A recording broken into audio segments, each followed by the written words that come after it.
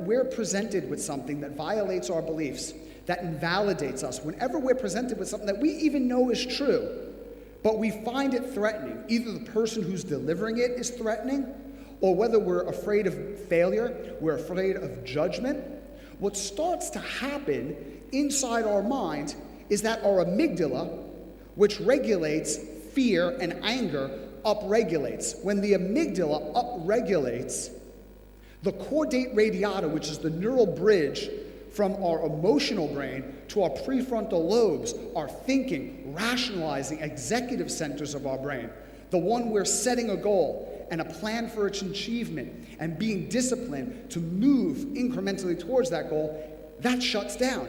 So people are no longer rational when we approach them, unless we approach them not only with the logical facts, but in a way that mirrors the way they position things in their mind. It all starts with the HPA axis.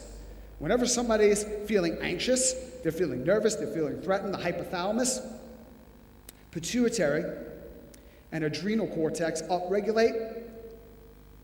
Adrenocorticotropic hormone releases adrenaline. Cortisol directly interferes with working memory. It immediately interferes with cognition. It automatically interferes with rational thought and causes us to do things to respond in either fight or flight. So we engage in things that are completely not within our best interests. If you don't believe me, just hit the motorway, join prime time. At any point, you'll see an example of this. This is where we tell someone, well, you're not disciplined.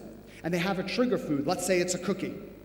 And we rule it out. Absolutely no cookies. Now think about this. This cookie elevates serotonin, makes them feel better, gives them instant pleasure. No pain is the only thing in their life that doesn't judge them, criticize them, that won't leave them, won't abandon them. They can have it at any time that there's a store available or they open their cupboards.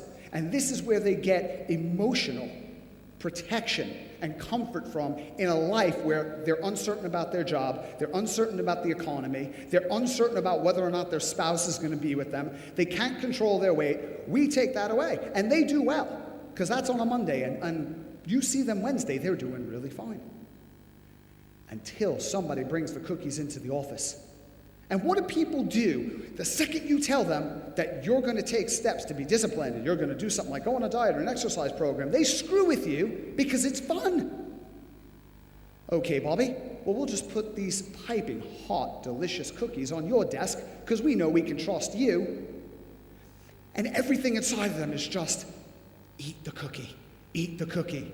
But they use discipline, their frontal lobes, to restrain their behavior, and they do a good job. But that costs something, doesn't it? The currency of the brain is glucose.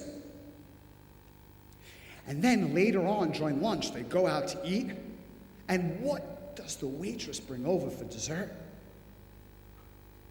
Oh, some more biscuits. And they use all of their willpower, but they don't eat it. And then as they're coming home from work, they walk by a bake shop, and all they smell is the chocolate chip cookies. And now they're starting to hallucinate. They're hearing voices in their head. The cookie talks to them. Eat me. You want me. That's a bit horrifying.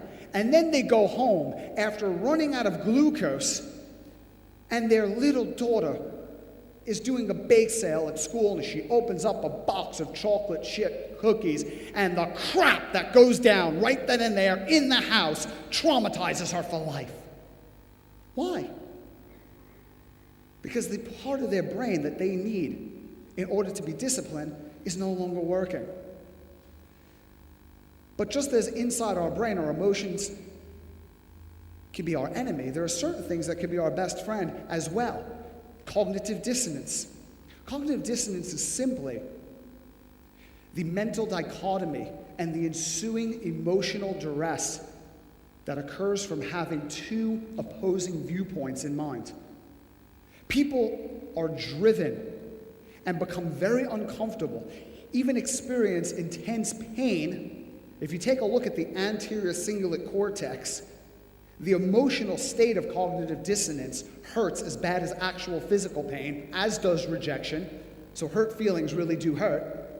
According to researcher Antonio Damasio, Whenever we fail to be consistent with what we said, have done, and believed in the past, with what we say, do, and believe in the present. So that's why invalidation of someone's beliefs becomes really damaging to our relationship. Think about engaging people on the floor. I was told you want to walk up to as many people as you possibly can, and you want to be very polite and very professional when you see them. Well, that's very good advice. No, I'd rather be impolite and unprofessional. How much did I pay for that? And I remember this was about the same time where I learned you couldn't spot reduce. Or so I thought back then. That was a little bit more evidence. It's a bit iffy. But I was so determined to stop people from spot reduction, that became my mantra. So I went out to the floor and I was going to work with everyone. So I would see Mrs. Jones and she'd be across the fitness floor and she'd be on the inner outer thigh machine.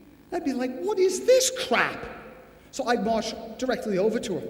And I'd be very polite and very professional, and I'd say something like, excuse me, Mrs. Jones, how did you know my name? No time for that. Anyway.